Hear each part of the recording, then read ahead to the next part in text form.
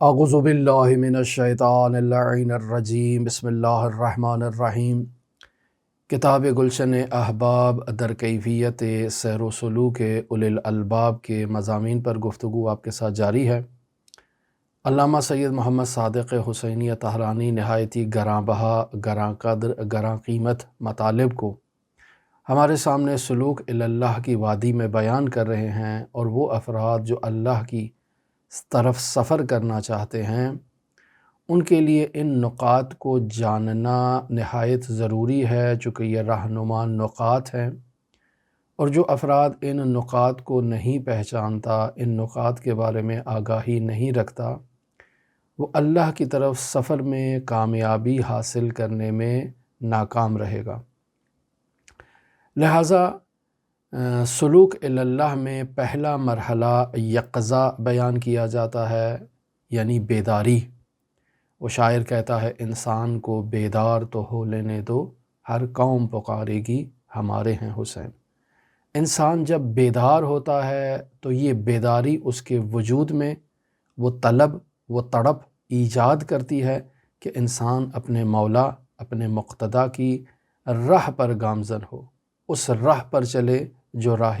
حسین ابن علی ہے۔ لہٰذا انسان کو بیدار ہونے کی ضرورت ہے۔ جب تک بیدار نہیں ہوگا اس کے وجود میں حسین ابن علی کی چاہت، حسین ابن علی کی تڑپ ایجاد نہیں ہوگی۔ لہٰذا سینہ زنی کر رہا ہے، ماتمداری کر رہا ہے، مجالس عزا میں شرکت کر رہا ہے، ایک دوسرے سے حسین کا ذکر بھی کر رہا ہے، لیکن وہ طلب ابھی ایجاد نہیں ہوئی ہے، وہ بیداری ابھی ایجاد نہیں ہوئی ہے، چونکہ یہ محالات میں سے ہے کہ جس شخص کے وجود میں یقظہ ہو، بیداری ہو، طلب حسین ابن علی ہو، اور وہ حسین ابن علی سے دور ہو جائے، یہ محالات میں سے ہے۔ حسین ابن علی سے دوری کا مطلب حسین ابن علی کے مقاصد سے دوری ہے، حسین ابن علی کے اغراض سے، اہداف سے دوری ہے۔ لہٰذا جو عاشق حسین ہے اسے حسین کا مشن اور مقصد بھی عزیز ہے، اور وہ حسین ابن علی کے اس مقصد پر عمل کرتے ہوئے جب تک زندہ ہے حسینی بن کر زندہ رہے گا۔ لہٰذا اسے عرفانی اصطلاح میں یقظہ اور طلب کہتے ہیں، بیدار ہونا اور پھر طلب کرنا، اپنے محبوب کو، اپنے محبوب کی چاہت کو اپنے دل میں رکھنا۔ لہٰذا سلوک اللہ کے مراحل میں وہ انسان جو اللہ کی طرف سفر کر رہا ہے، اس مسافر کے وجود میں طلب کا ہونا یہ ایک نہایت ضروری امر ہے۔ جب تک اللہ کی طلب انسان کے وجود میں نہیں ہوگی تو طلب کے بغیر اللہ کی طرف سفر بے معنی اور محالات میں سے ہے۔ ہرگز انسان اللہ کی طرف سفر نہیں کر سکتا، مسافر اللہ بن ہی نہیں سکتا جو یہ شخص تصور کرتا ہے اور گمان کرتا ہے کہ وہ اللہ کی طرف سفر کر رہا ہے، نماز پڑھ رہا ہے، روزہ رکھ رہا ہے، دوسری عبادات کو انجام دے رہا ہے، لیکن اس کے وجود میں اللہ کی طلب نہیں ہے، اللہ کی جستجو نہیں ہے۔ لہٰذا یہ تمام عبادات قشری ہیں، تمام عبادات ظاہری ہیں، یہ تمام عبادات اس کے وجود کی گہرائی سے نہیں ہیں۔ وہ جو نماز جو ہے وہ معراج مومن کا مصداق ہے، یہ نماز ابھی ہمیں نصیب ہوئی ہی نہیں ہے۔ کیوں؟ چونکہ ہمارے وجود میں یقظہ ابھی ایجاد نہیں ہوا، بیداری نہیں ہے، بیداری نہیں ہے تو طلب بھی نہیں ہے اپنے محبوب سبحانی تک پہنچنے کے لیے۔ مثلا ہمارے دوستوں میں سے ایک دوست بیمار ہو جاتا ہے، اب جب تک میرے وجود میں اس کی عیادت کی طلب ایجاد نہیں ہوگی، میں اپنے گھر سے نہیں اٹھوں گا، اس سے وقت نہیں لوں گا، اس سے ملاقات کے لیے نہیں جاؤں گا، اس کی عیادت نہیں کروں گا۔ یہ ابتدائی مرحلہ طلب کا ہے، میرے وجود میں اس کے لیے طلب کا ایجاد ہونا ضروری ہے کہ میں اس سے ملاقات کے لیے مشتاق ہو جاؤں، اور اسی اشتیاق میں میں اس کو فون کروں، اس سے وقت لوں کہ میں آپ سے ملاقات کے لیے آنا چاہتا ہوں، اپنے تمام لوازمات جو اس سفر سے متعلق ہیں انہیں طے کرتا ہوں، اپنے کپڑے تیار کرتا ہوں، اپنی گاڑی تیار کرتا ہوں، اپنی سواری تیار کرتا ہوں، گھر سے باہر نکلتا ہوں، وہ مسافت طے کرتا ہوں، اس کے گھر پہ جاتا ہوں اور گھر کی گھنٹی بجاتا ہوں اور اس سے جا کر عیادت کرتا ہوں۔ یہ تمام مراحل جو ہیں یہ اس طلب کے بعد ایجاد ہوتے ہیں۔ اگر وہ طلب ابتدا میں ہے ہی نہیں تو جتنے بھی میرے دوست عزیز و اقارب ذوی الارحام بیمار ہو جائیں یا ان سے ملاقات ضروری ہو، لیکن چونکہ میرے وجود میں طلب نہیں ہے، اعضاء و جوارح میں حرکت ایجاد نہیں ہوگی، میں قدم سے آگے قدم نہیں بڑھاؤں گا۔ پس طلب کا ہونا ضروری ہے اس بعد والے مراحل کے لیے، حرکت کے لیے، ملاقات کے لیے۔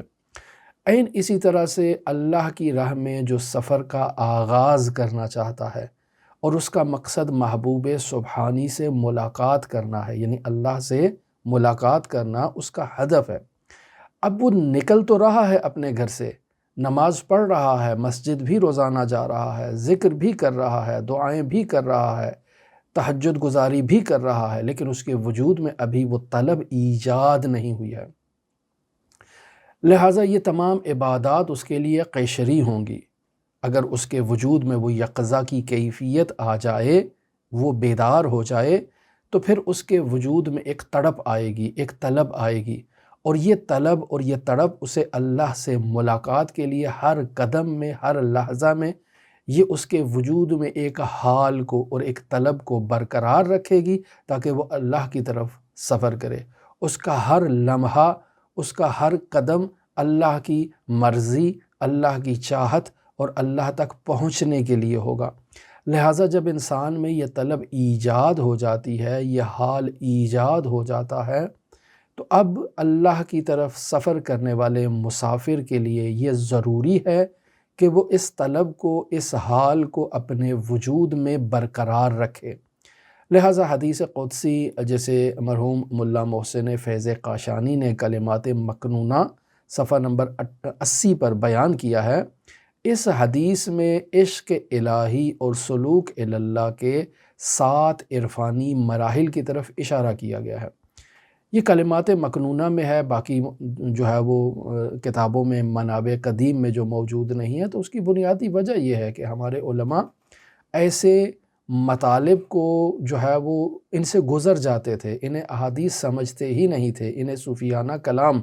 تصور کر کے نظر انداز کر دیا کرتے تھے۔ لہٰذا مرحوم محسن فیض قاشانی اس حدیث میں وہ 7 مراحل کو بیان کرتے ہیں، جن میں پہلا مرحلہ ہی طلب ہے۔ من طلبنی وجدنی، جو مجھے طلب کرتا ہے، مجھے تلاش کرتا ہے، میری جستجو کرتا ہے، اور یہ تلاش اور یہ جستجو اور یہ طلب یقظہ کے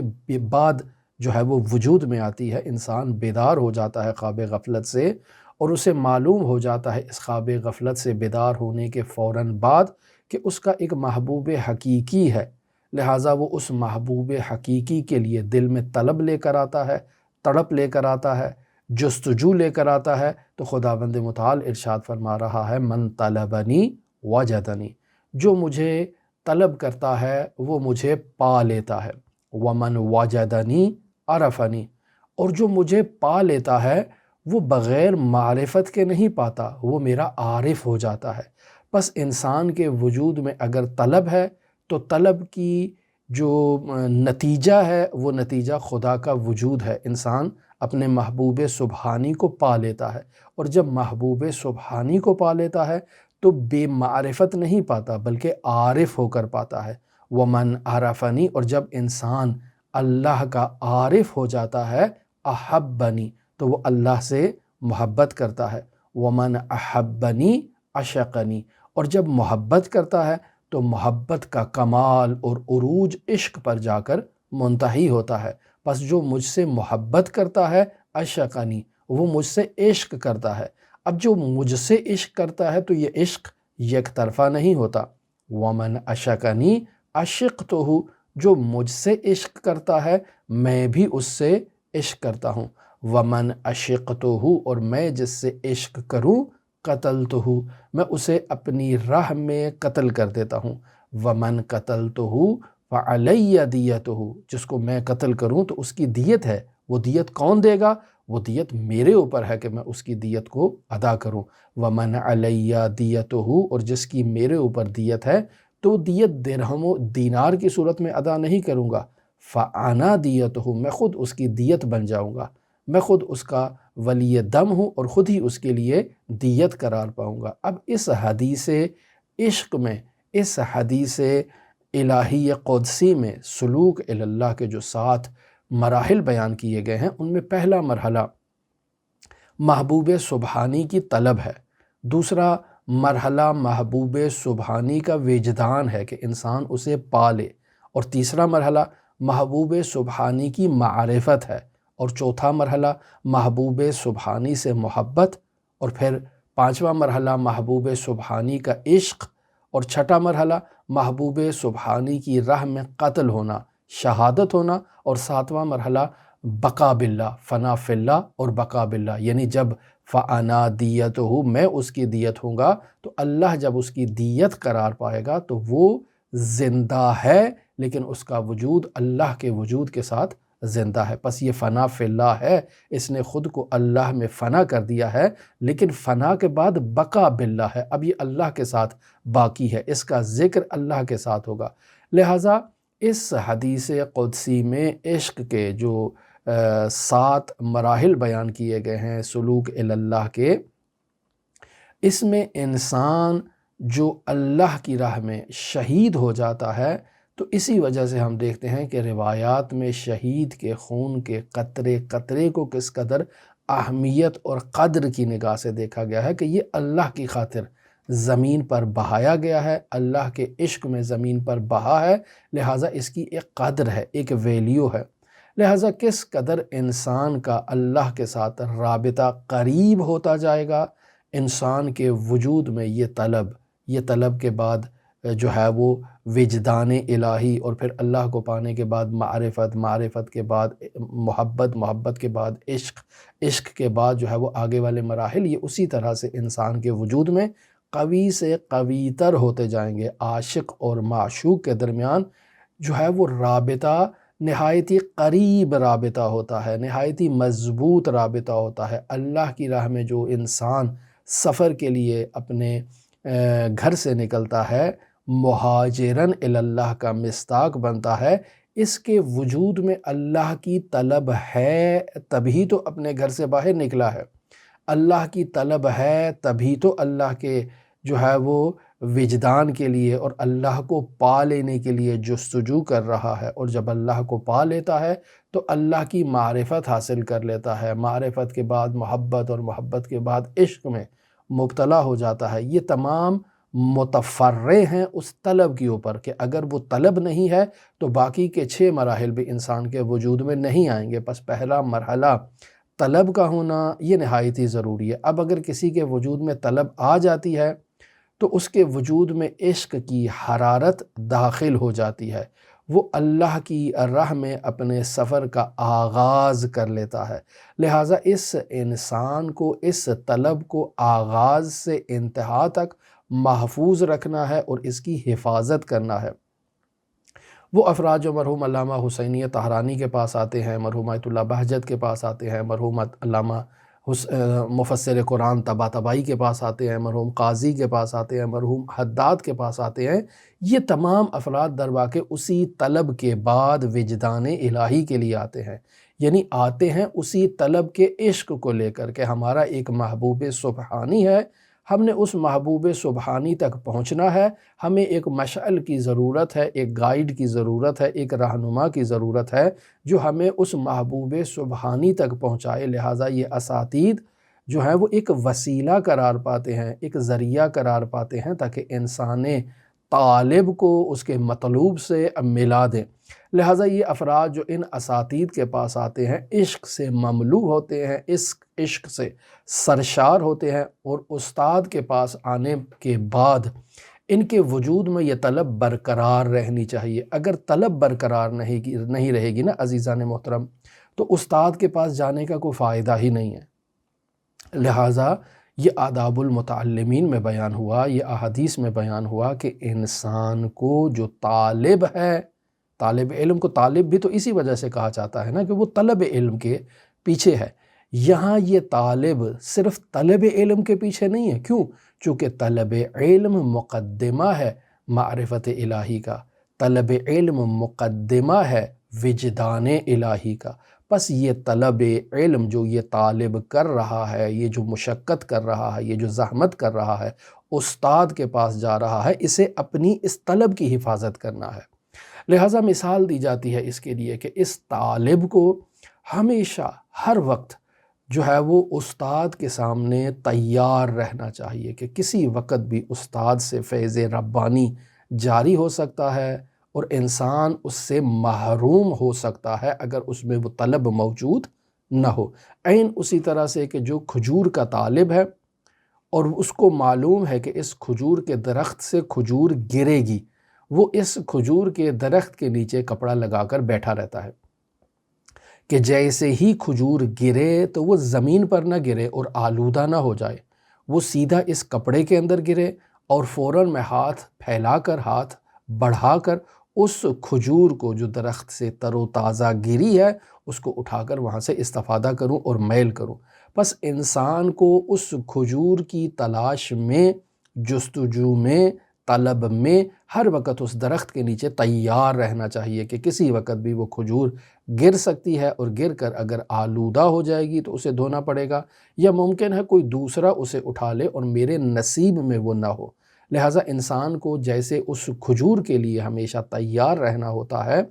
ایسے ہی اس انسان کو استاد کی بارگاہ میں جا کر ہمیشہ تیار رہنا ہے کہ کسی وقت بھی فیض رحمانی اس استاد کے لمحہ مبارک کی جنبش سے جاری ہو سکتا ہے، اس کے لمحہ مبارک سے، اور اگر میں نے غفلت میں وقت گزارا یعنی میں متوجہ نہ ہوا تو وہ فیض رحمانی سے محروم ہو جاؤں گا۔ لہٰذا ان اساتید کے پاس جو افراد آتے تھے وہ ہمیشہ ایسے ہی عشق میں مملوب ہوتے تھے، ان کی تمام تغودو، تمام جستجو، آنا جانا، کلاس میں آنا، واپس جانا، مطالعہ کرنا، تحقیق کرنا، یہ تمام مراحل میں ان کے وجود میں طلب برقرار تھی، اور عشق کی مشعل کو تھامے ہوئے وہ اس عشق کے آب و تاب میں ہمیشہ برقرار رہتے تھے اور اپنے استاد سے وابستہ رہتے تھے اس فیض رحمانی کے حصول کے لیے۔ یہی باتیں عزیزان محترم ہم جب طلاب کو بیان کرتے ہیں تو انہیں یہ باتیں افسانہ دکھائی دیتی ہیں، یہ باتیں کہانیاں دکھائی دیتی ہیں، قصے دکھائی دیتی ہیں، اور حقیقت میں بھی ایسا ہی ہے کہ یہ کہانیاں ہیں، یہ قصے ہیں، یہ افسانے ہیں ان لوگوں کے لیے کہ جن کے وجود میں طلب نہیں ہے۔ جن لوگوں کے وجود میں طلب ہے ان کا وجود عام طالب کے وجود سے متفاوت ہوتا ہے، مختلف ہوتا ہے۔ لہٰذا انسان کو اپنے وجود میں ہر لمحہ اس طلب کی آب و تاب کی حفاظت کرنا ہے، اسے زندہ رکھنا ہے، اور روز بروز اس مشعل کی جو شعلہ ہے اس میں اضافہ کرنا ہے، اس میں مزید جو ہے وہ بہتری لانی ہے۔ اور یہ کیسے لائی جا سکتی ہے؟ یہ مراقبے کے ذریعے سے لائی جا سکتی ہے۔ اگر خدا نخواستہ انسان مراقبہ نہیں کرتا ہے اور عالم کثرت میں خود کو مصروف کر لیتا ہے تو یہ عالم کثرت کا غبار اس کے دل کے وجود پر آ جائے گا، اور اس غبار کثرت کی بدولت آہستہ آہستہ انسان کے وجود میں یہ طلب کم رنگ ہوتی جائے گی۔ لہٰذا انسان کو ہر وقت اپنے استاد سے متمسک رہنے کی ضرورت ہے، رابطے میں رہنے کی ضرورت ہے۔ اپنے استاد سے ہر وقت انسان ملاقات کرے اور اس فیض رحمانی کا انتظار کرے جو کسی بھی لمحہ اس کے لمحہ مبارک کی جنبش سے جاری ہو سکتا ہے۔ پس جس قدر انسان کے وجود میں یہ طلب مضبوط ہوگی، اس کے وجدان الہی کا بعد والا مرحلہ یعنی اللہ کو پا لینے والا مرحلہ اس کے وجود میں آتا جائے گا۔ لیکن اگر طلب میں کمزوری ہوگی اور کم رنگ ہوتی جائے گی تو اس طلب کی کمزوری اور کم رنگ ہونے کا نتیجہ یہ ہے کہ اس کی اللہ کی طرف حرکت کمزور ہوتی جائے، اور جس قدر انسان میں یہ طلب زیادہ ہوگی اس کا اللہ کی طرف سفر مضبوطی کے ساتھ، ہم و غم کے ساتھ، نہایتی آب و تاب کے ساتھ برقرار رہے گا۔ بس انسان جو عالم کثرت میں داخل ہوتا ہے، فلاں انسان سے، دوستوں سے، مثلا زید و بکر جو معاشرے میں زندگی بسر کر رہے ہیں ان سے انسان رابطہ برقرار کرتا ہے، ہم نشینی اختیار کرتا ہے، دوستی اختیار کرتا ہے، میل جول رکھتا ہے، تو آہستہ آہستہ یہ عالم کثرت کا رابطہ انسان کے وجود سے طلب کا حال چھین لیتا ہے، یعنی طلب جو انسان کے وجود میں ایک جو ہے وہ جذبہ ایجاد کر رہی تھی تگ و دو کا، اس جذبے کو انسان کے وجود سے چھین لیتا ہے۔ مگر وہ لوگ کہ جو اس حالت میں باقی رہتے ہیں اور اپنے تمام لمحات اور لحظات میں اللہ کے ساتھ ہوتے ہیں، یعنی وہ معاشرے میں میل جول کر رہے ہیں، بازاروں میں خریداری کے لیے جا رہے ہیں، اپنے کام پر جا رہے ہیں، ڈیوٹی پر روزانہ جاتے ہیں، کلاس میں جاتے ہیں، یونیورسٹی میں جاتے ہیں، کالجز میں جاتے ہیں، معاشرے میں لوگوں سے میل جول کرتے ہیں، لیکن ان کے ان تمام لمحات میں وہ عالم کثرت کی غفلتوں میں گرفتار نہیں ہوتے ہیں، بلکہ اللہ کی محبت کی مشعل کو تھام کے اللہ کے ساتھ وہ ان تمام معاملات کو انجام دیتے ہیں۔ لہٰذا ان کے وجود میں الہی رنگ کے سوا کوئی دوسرا رنگ نہیں چڑھتا ہے، عالم کثرت کا غبار ان کے وجود پہ آنے کی جرأت نہیں کر سکتا، چونکہ ہر وقت وہ اللہ کی لو کو اپنے وجود میں جلائے رکھتے ہیں، ہمیشہ اس حال طلب کو اپنے وجود میں یہ لوگ زندہ رکھتے ہیں۔ پس اگر انسان اس عالم کثرات کی جو آلودگیاں ہیں، جو غبار ہیں، ان کو اپنے دل کے اندر موجود طلب کے اوپر پڑنے نہیں دیتا اور یہ طلب کم رنگ نہیں ہوتی ہے،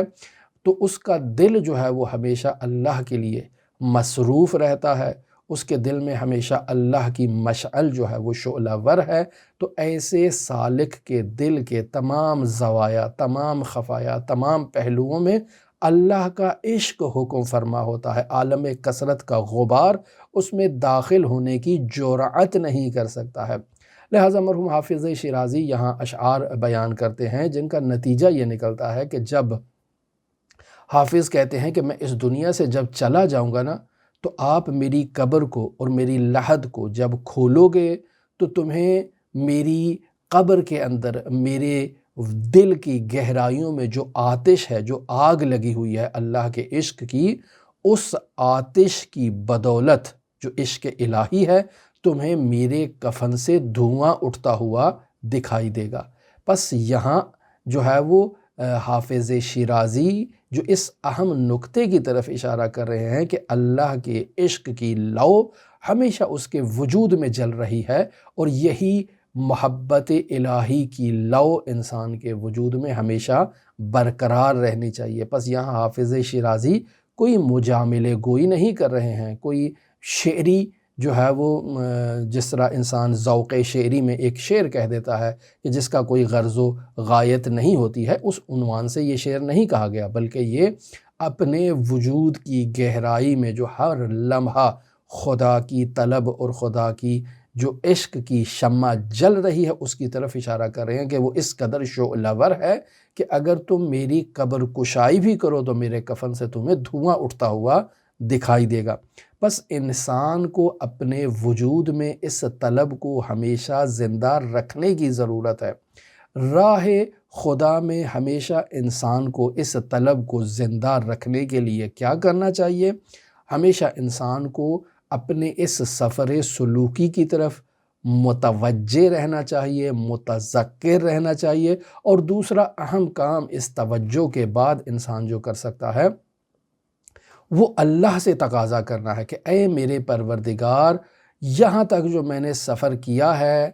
تیرے ہی عشق میں کیا ہے اور تیرے ہی تعاون سے کیا ہے، لہٰذا اس مرحلے کے آگے جو مراحل ہیں اے میرے پروردگار، ان مراحل کو طے کرنے میں بھی تو ہی میری مدد فرما، میرے پاس واپسی کا کوئی راستہ نہیں ہے، پس خدایا اس راہ کو مکمل کرنے میں تیری ہی مدد کی ضرورت ہے۔ لہٰذا دیکھیں مناجات الراغبین میں کیا فرماتے ہیں؟ الہی ما بدعت بہ من فضلک فتممہ، اے میرے پروردگار اس نعمت کی ابتدا تیری عطا سے ہوئی ہے، اور جب تیری عطا سے ہوئی ہے اور تیری عطا کی اس طلب میں نے اس سفر کا آغاز کیا ہے، تو اے میرے پروردگار فتممہ، اس سفر کا اتمام بھی تیرے ہی تو فعل ہونا ہے، پس تو ہی اس سفر کو مکمل فرما اور میری مدد فرما، میرے تعاون فرما۔ پس انسان اگر سلوک اللہ کے راہ میں وسط میں پہنچ جائے اور انسان جو ہے وہ تنہا رہ جائے، یعنی اللہ کا بھروسہ اور توکل اس انسان کے وجود میں نہ ہو، تو انسان اس وسط سفر سے جو ہے وہ کھائی میں گر سکتا ہے، سقوط کر سکتا ہے۔ لہٰذا ہر لمحہ انسان کے وجود میں اللہ کی طلب، اللہ کی عشق کی لو جو ہے وہ نہ صرف یہ کہ جلتی رہنی چاہیے بلکہ اسے شعلہ ور ہونا چاہیے۔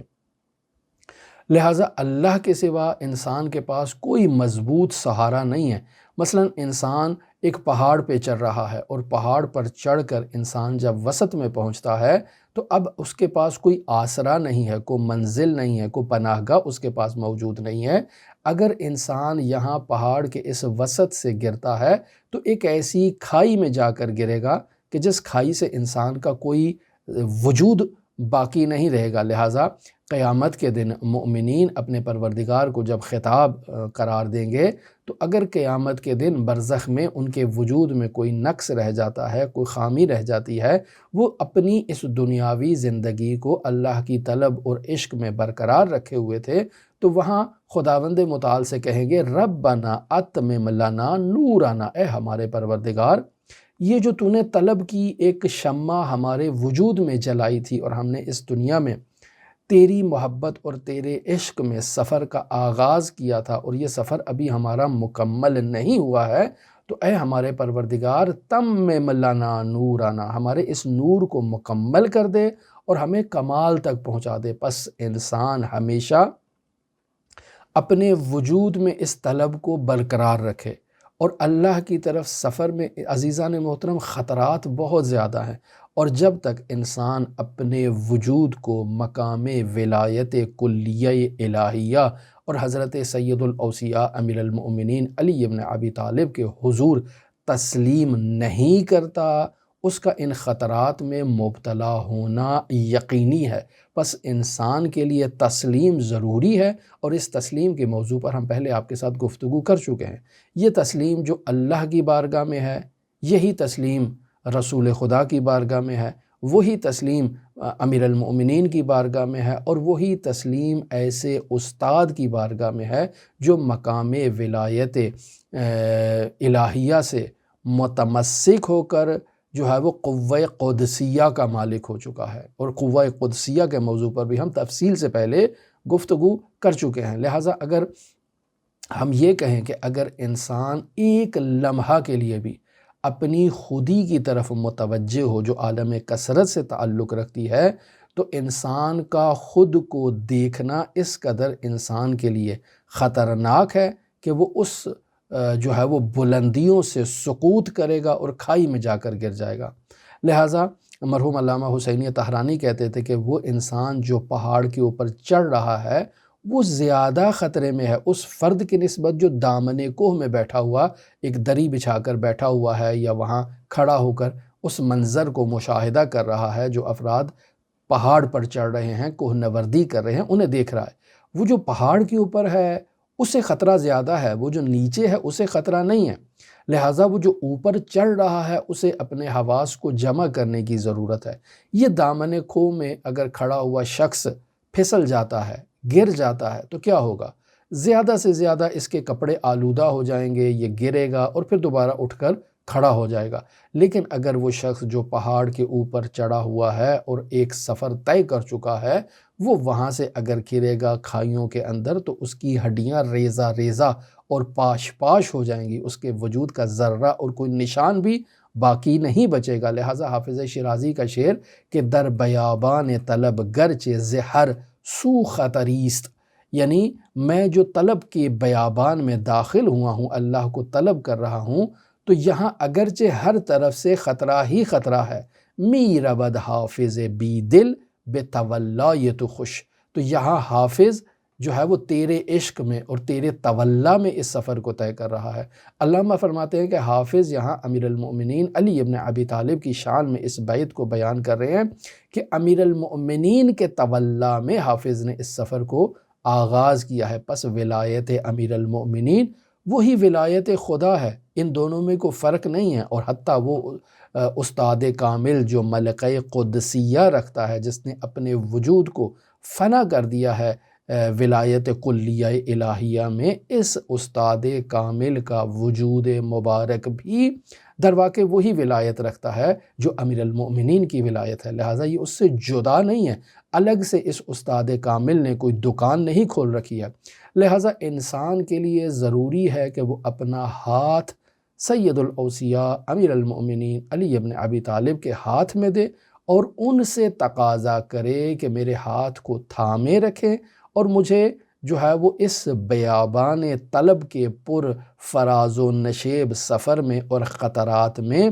مجھے تنہا نہ چھوڑیں، کیوں؟ چونکہ میرے پاس صرف تیری ہی ولایت کا ایک آسرا ہے اور میں تجھ ہی پر اعتماد کیے ہوئے ہوں اور تو ہی مجھے ان تمام خطرات سے نجات بخش سکتا ہے۔ بس خدا کی بارگاہ میں دعا کرتے ہیں کہ خدایا ہمیں ہماری منزل گاہ تک پہنچانے میں ایک لمحے کے لیے بھی ہمیں خود ہمارے اوپر جو ہے وہ سپرد نہ کرنا، چونکہ اگر ہمیں ہمارے اوپر سپرد کر دیا اور ہمارا ہاتھ امیر المؤمنین کے دامن سے چھوٹ گیا تو ہم اس پہاڑ سے گر کر گہری کھائی میں گر جائیں گے، پاش پاش ہو جائیں گے۔ لہٰذا اے میرے پروردگار، ایک لمحہ کے لیے بھی ہمیں خود ہمارے حوالے نہ کرنا، چونکہ ہم ان خطرات کو تحمل نہیں کر سکتے، ہم ان خطرات سے خود اپنی حفاظت نہیں کر سکتے، لہٰذا ہمیشہ ہمارے ہاتھ کو دامن علی سے متمسک رکھنا۔ اور انشاءاللہ ہم اللہ کی بارگاہ میں یہ دعا کرتے ہیں کہ اے ہمارے پروردگار، خود ہمیں اور تمام وہ افراد کے جو ان نورانی معارف کو سن رہے ہیں، اللہ ہمیں توفیق عطا فرما، اور یہ توفیق تیری جانب سے ہو کہ ہمارے وجود میں یہ طلب ایجاد ہو اور یہ طلب ہمیشہ شعلہ ور ہو اور یہ ہمیشہ ہمارے وجود میں زندہ رہے۔ اگر ایک لمحہ کے لیے بھی ہمارے وجود میں غفلت آ جائے، ہم عالم کثرت کی طرف متوجہ ہو جائیں تو ہم جو ہے وہ کھائی میں گر جائیں گے۔ لہٰذا اے ہمارے پروردگار، جیسے تو نے ہمارے وجود میں اس طلب کو ایجاد کیا ہے، مزید ہم پر احسان فرما اور اس طلب کو ہمارے وجود میں بیدار رکھ، باقی رکھ، تاکہ ہم اس طلب کو بنحو احسن تیری عطا سے کمال تک پہنچائیں اور پھر اس طلب کے ذریعے سے ہم تیری بارگاہ میں مقام فنا اور مقام بقا باللہ تک پہنچ سکیں اور وہ باقی کے تمام مراحل کو بنحو احسن جاری کر سکیں۔ اب یہاں بیان ہوا کہ ولایت امیر المؤمنین در واقع وہی ولایت کلیہ الہیہ ہے، یا رسول خدا صلی اللہ علیہ وآلہ وسلم کی ولایت در واقع وہی ولایت کلیہ الہیہ ہے۔ تو یہاں وہ افراد جو وہابی طرز تفکر رکھتے ہیں وہ اعتراض کریں گے۔ حتیٰ یہ جو ہم نے کہا کہ استاد کامل جو ولی اللہ الاعظم کی بارگاہ میں خود کو فنا کر چکا ہے اور مقام ملکہ قدسیہ تک پہنچ چکا ہے، اس استاد کی ولایت بھی وہی ولایت ہے۔ تو یہاں ہمارے اپنے مؤمنین اعتراض کریں گے، وہ مؤمنین جو طرز تفکر وہابیت سے مانوس ہیں۔ لہٰذا اس طرز تفکر کے بارے میں گفتگو کرنا نہایت ہی ضروری ہے، لہٰذا آئندہ موضوع اسی طرز تفکر کو بیان کرنے میں ہم آپ کی خدمت میں ہوں گے۔ دعا گو ہیں خداوند متعال ان نورانی معارف کو سمجھنے اور ان پر عمل کرنے کی ہمیں توفیق عطا فرمائے۔ دعا گو ہیں خداوند متعال منجی عالم بشریت حضرت صاحب العصر صاحب الامر صاحب الزمان کے ظہور میں تعجیل فرمائے اور ہمیں حضرت کے اصحاب و اعوان و انصار کی فہرست میں شمار فرمائے۔ اللہم صلی علی محمد و آل محمد وعجل فرج قائم آل محمد۔